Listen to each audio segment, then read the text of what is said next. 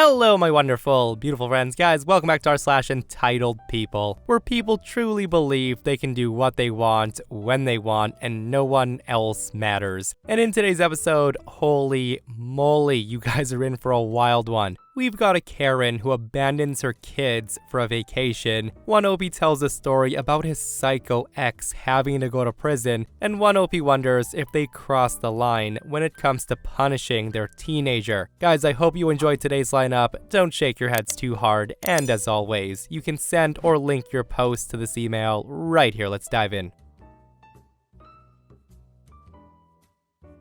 So to start, me and my girlfriend don't have kids, so we have a lot of, quote, extra free time. We always get told this by my cousin, who has 4 kids, all minors. She had been joking around lately and saying that we should take care of the children, all of them, as she's booked a cruise with her new boyfriend. We didn't pay any attention to it as it sounded absurd, and we just laughed along with her. That said, we both have an extra day off as it was a long weekend, and we heard some knocking on the door at 7 o'clock in the morning. We knew it wouldn't be the postman as they don't arrive that early, and we weren't expecting any visitors. So I go down to check who it is, and I see my cousin's 4 kids standing out there in the cold. The mom nowhere in sight. I open the door and bring them in because it's freezing outside. They had no jackets on and then asked where the mother is. They said, word for word, she told us that you would take care of us while she's on her cruise. So we took the bus and we came to your house. Now, I couldn't believe my eyes and ears. I kept thinking, what the F? So I call her immediately and her phone was off. I called her new boyfriend and his phone went straight to voicemail. At this point, I asked the kids to explain exactly what their mom has told them. They said in these exact words, she said, since you don't have any responsibilities and you have a lot of free time, you said that you'll look after us while she's gone. So I called my aunt and she said the same thing, that my cousin told her that I agreed to take care of the kids, and the thing is, I didn't. She didn't even have the courtesy to drop them off and talk to me, and she made them catch the bus on a cold winter day. I'm thinking of calling child services at this point. Okay, so the first part of the post ends right there, guys, but don't worry, there's a ton of juicy updates. And I know what you're thinking, OP should call the cops and have them yanked off the cruise to teach them a lesson. And in my opinion, seriously, shame on the mom for 1, making their kids who happen to be minors take public transit at 6 in the morning without proper clothing, and 2, for forcing their children on someone who didn't agree to watch their kids in the first place. Like, it's just so entitled when people assume that others that have no kids have nothing going on in their lives. But yeah, with that said, OP does come back with a bunch of juicy updates. And it gets absolutely wild. Listen to this first one.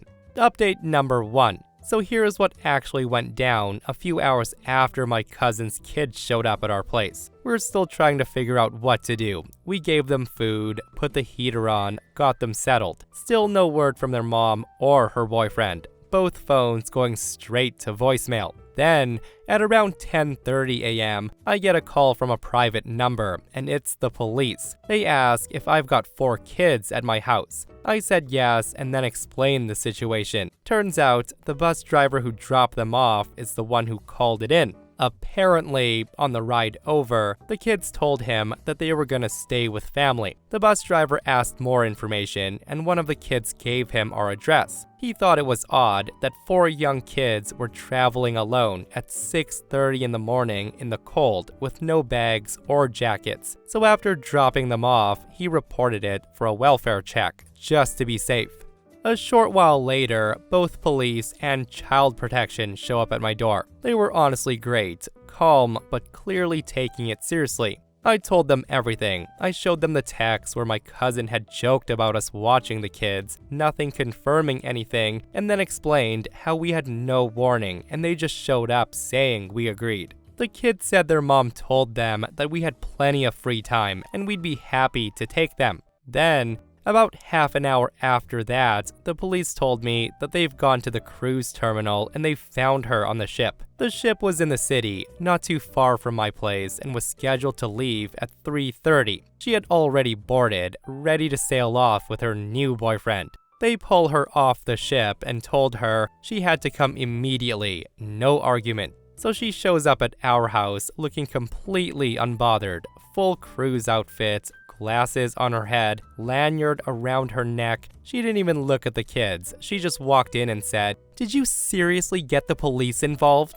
That's when I told her she left 4 kids with no warning, no gear, and no contact info. She starts going off, saying I embarrassed her and ruined her holiday. Then my aunt, her mom, calls, yelling at me, saying that I'd gone too far, and that she'd paid for the cruise as a treat for her daughter, and I'd wasted her money. If that wasn't bad enough, she expects me to pay it back. There was no concern at all about what actually happened. Meanwhile, Child Protection was taking a statement from me, and they were telling my cousin that this was a serious neglect issue and would be investigated. She didn't seem to care though. She just grabbed the kids, didn't say thank you, didn't apologize, and she just left like I was the one in the wrong. I of course tried to call my aunt and her to explain that I wasn't the one who called the police and child services, but they wouldn't believe me and they both blocked my number.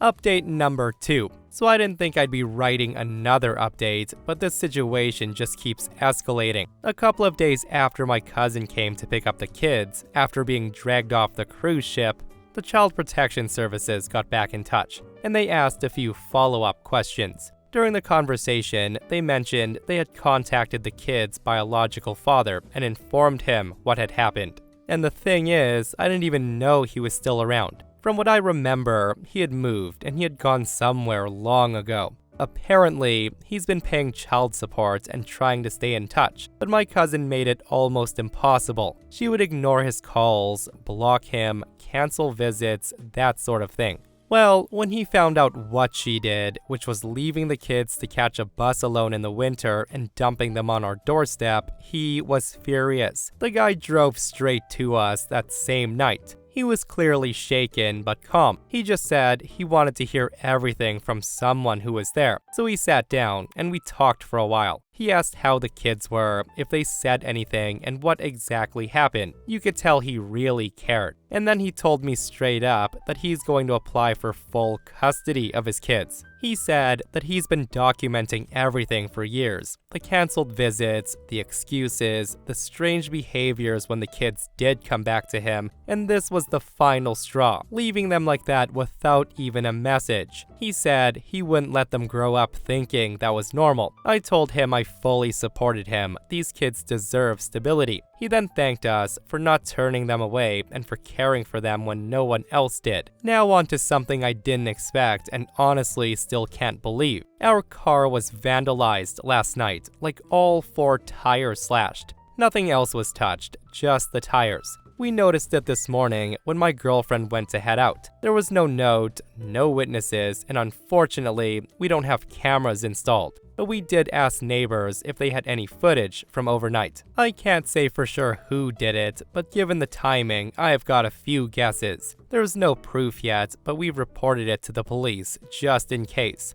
Update number 3. So things escalated again and fast. Last night, around 7:30, we got a knock on the door. My girlfriend opens it and she just froze. Standing there was my cousin's eldest, 11 years old, alone in the dark. He was holding a small school bag, no jacket, no phone. He just said, "Mom told me to come stay here for a bit." Hearing him say that, we were stunned. We asked where the other siblings were. He said they're with her boyfriend. I didn't want to stay there anymore. When we asked why she let him leave, he said she told me to leave if I didn't like it there, so I did. We brought him inside and we gave him something warm to eat and then called the police. They show up quickly, and because of the previous incident with the cruise, they treated this seriously right away. Shortly after, the police went to the house. We were later told that the other kids were removed and my cousin was brought in for questioning. There is now an active investigation into neglect and abandonment.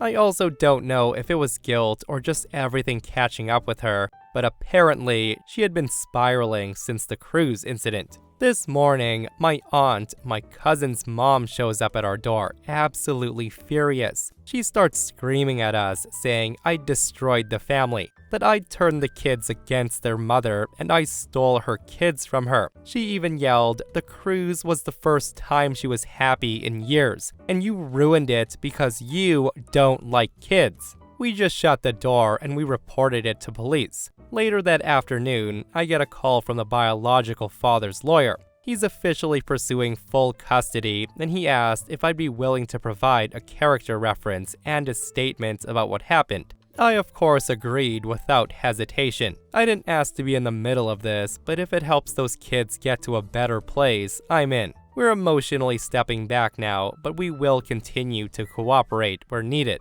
We've learned the hard way that doing the right thing doesn't always come easy, but we don't regret opening that door. Yeah, I'm sure this is the update that you guys were hoping to get from OP, that cops got involved, cousin's vacation was canceled, and the kids are on their way to a better life.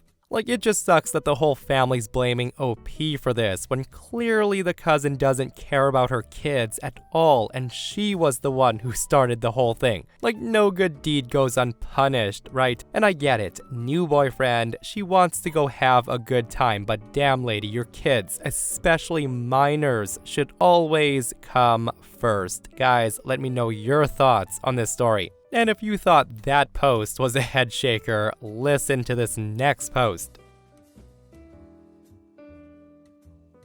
So me and my ex split up right before our daughter's birth. There were a bunch of reasons for this that I won't get into here. One of them was her anti-science beliefs. She doesn't trust science or medicine at all, and the scary thing is she thinks she knows better than modern-day doctors. Well, this sucks because our daughter was born premature and immunocompromised. We have 50-50 custody of her, but due to her condition and my wife's anti-science beliefs, we argue constantly on how to handle her. Well, recently, our daughter's made incredible progress, and last year, she was given the go-ahead to get vaccinated for certain viruses, including chickenpox and the flu. My ex went crazy about this, and she started making my life a living hell. She threatened up and down to take me to court. Around this time, I also got a new job that paid a considerable amount more than my old. When this happened, I decided that I wanted to move my girl into a private school that has a program for immune-compromised children and offered to pay 100% of tuition. The only problem was that this school requires students to be fully vaccinated, up to their medically allowed limit in my daughter's case. My ex, of course, fought me up and down on this, and we end up in court. The judge agreed with me and ordered my daughter to be vaccinated. My ex had a full breakdown, but in the end, she agreed only on one condition, that she get to take her to lessen the emotional damage and make sure the doctor doesn't poison her. I demanded the medical forms confirming this, and she agreed. So my daughter finally got vaccinated, and last fall, she started her new school. Well, last week, my daughter gets incredibly sick, and she had to be rushed to the hospital from school. She somehow contracted the chickenpox despite being vaccinated for it. I've been stressed out from the minute I got the call and confused as all hell how she got it. My daughter must have picked up on this, and she thought I was mad at her, because when visiting her in the hospital, she decided to tell me the secret that mommy promised her to keep. It turns out my ex did not vaccinate her. She made my daughter lie about it. Instead, she's been using special oils, salts, and things like that to keep her from getting sick.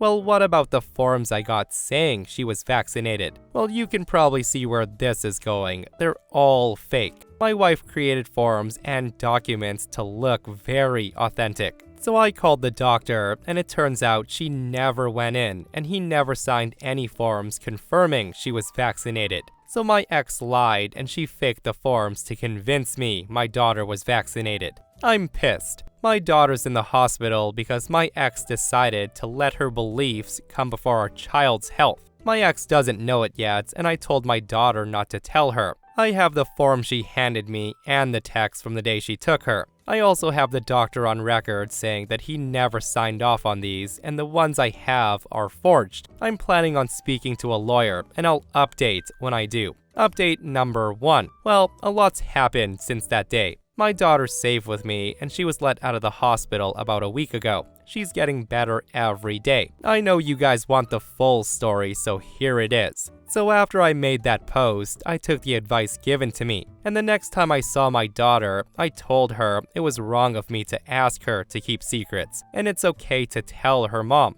Along with that, I also saw a lawyer recommended to me by a trusted party. When I went to see him, he told me that this is a case that lawyers salivate over, and that my ex is in a lot of trouble. I immediately filed for emergency custody of my daughter. I also got in contact with the doctor again, and I explained the situation fully to him. He says that while he will not be getting lawyers involved, that he wishes for me to submit the evidence to the police and file a report. I'll just leave it at my ex is in a lot of trouble. During this time, my ex also started to get suspicious. Maybe my daughter was giving off vibes, or she mentioned something about how I know when mom came to see her. A few days later, when I saw her at the hospital, we had an altercation. She became hysterical and she yelled various threats and insults at me, including telling me that I want to poison our daughter right in front of our sick child. She was escorted out of the hospital and the head nurse banned her from coming back. After this, she sent me a barrage of texts telling me that I'm a monster, that if she had properly taken her to get vaccinated, that our daughter would be dead now.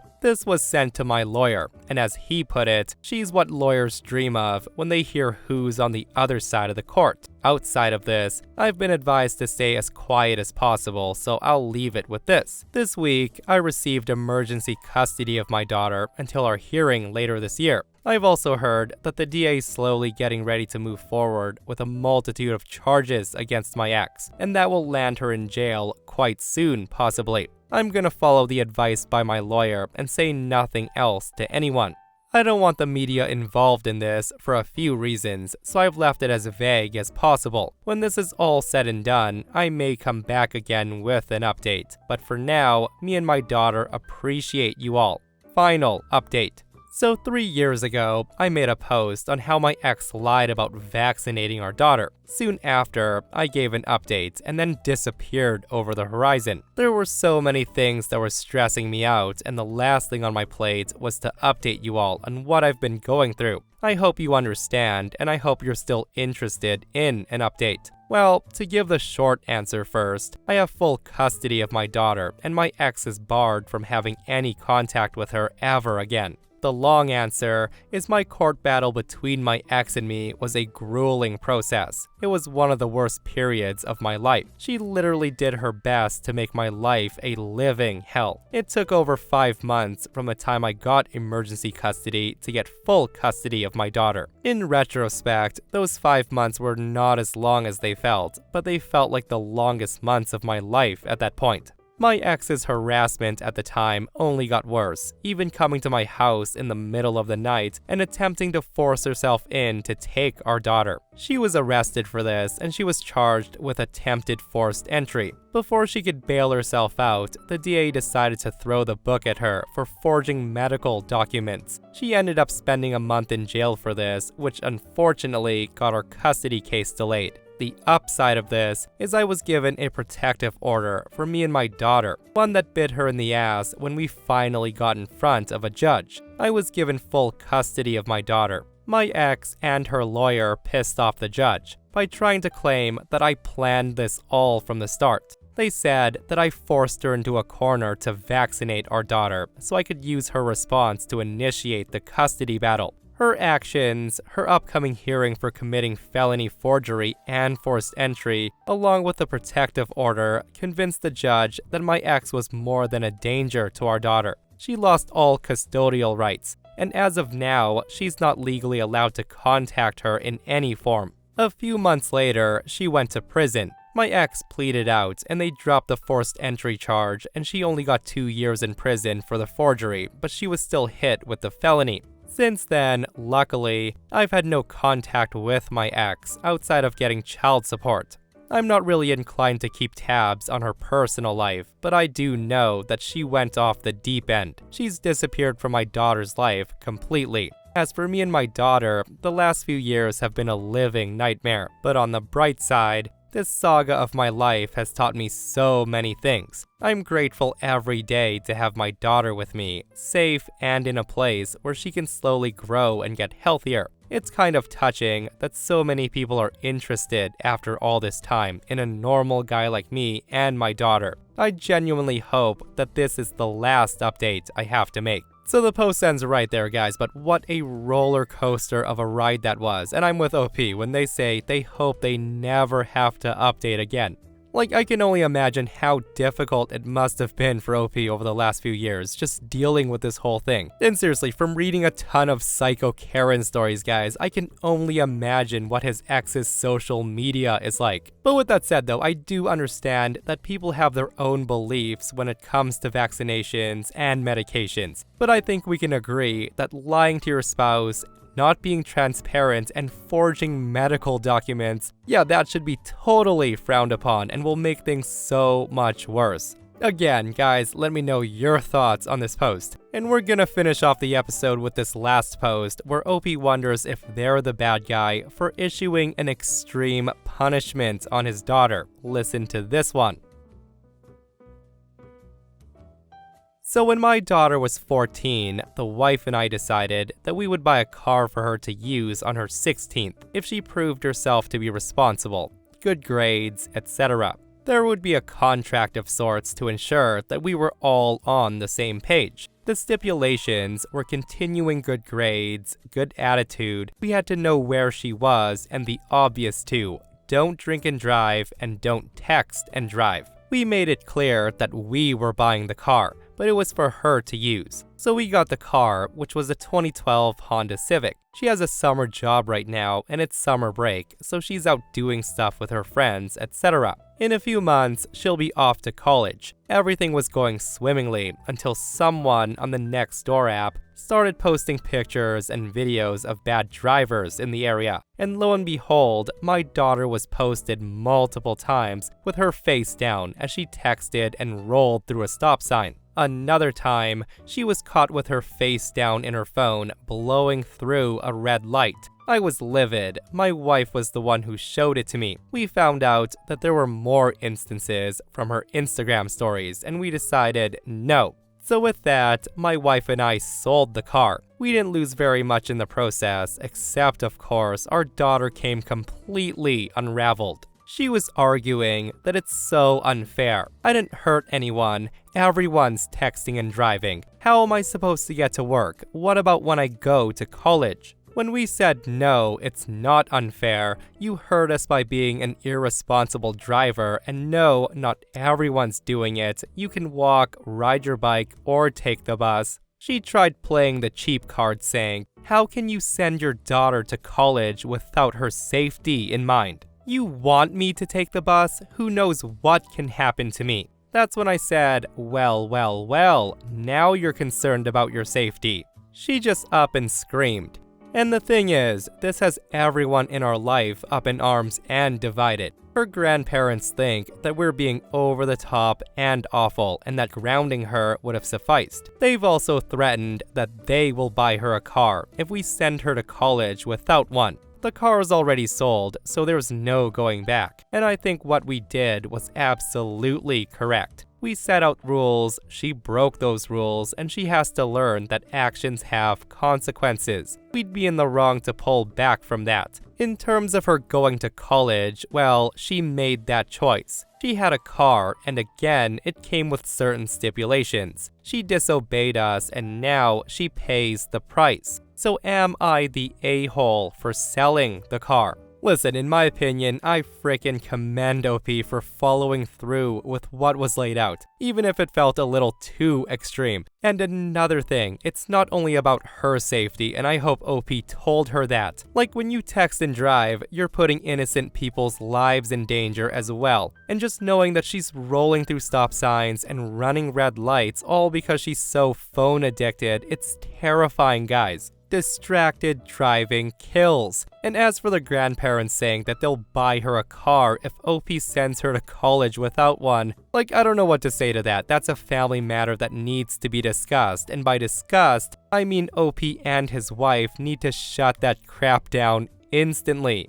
Anyways, the majority of people are voting that OP's not the a-hole. OP laid out the rules, she disobeyed the rules, she's lucky she hasn't gotten into any serious accidents. And this person says, everyone sucks here. I'm 100% sure that half the people who said not the a-hole have texted and drove at some point. I don't disagree with the consequences, but you've taken 0 steps to make her a safer driver. Texting and driving is serious, but what's gonna happen when she buys her own car and you're not around? One-strike policies are generally bad ideas. Guys, you know the deal. Leave your comment down below. If you're a parent, how are you dealing with this? Or how would you deal with this? Are your kids phone addicted or not? Unfortunately, when it comes to things like texting and driving, distracted driving, whatever, a lot of people don't learn until they get into an accident, and we all don't want to see it getting to that point. And that, my friends, brings us to another end of our / entitled people. Guys, I hope you enjoyed today's stories. If you did, hit that thumbs up. And if you're not subscribed, consider subscribing so you don't miss these crazy stories. And if you missed the last episode on the channel, it's an r/I don't work here lady, where psycho Karens keep mistaking regular Joe Schmoes as customers. And it gets wild. Guys, go check it out if you haven't. And myself and Stevie Boy will see you guys in the next one. We love you.